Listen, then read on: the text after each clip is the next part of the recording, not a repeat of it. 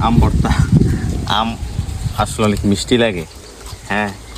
এটা আমরা কই টক কিন্তু আমার আসলে টক না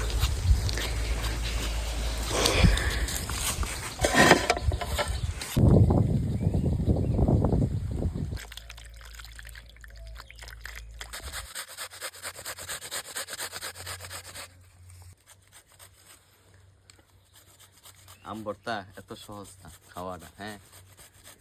এই যে এটা ডলতে ডলতে ভাঙে ফেলছি তখন ডলার শেষ হইতেছে না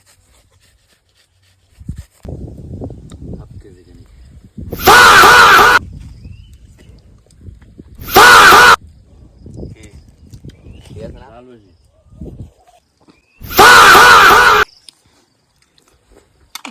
ঠিক আছে না কিছু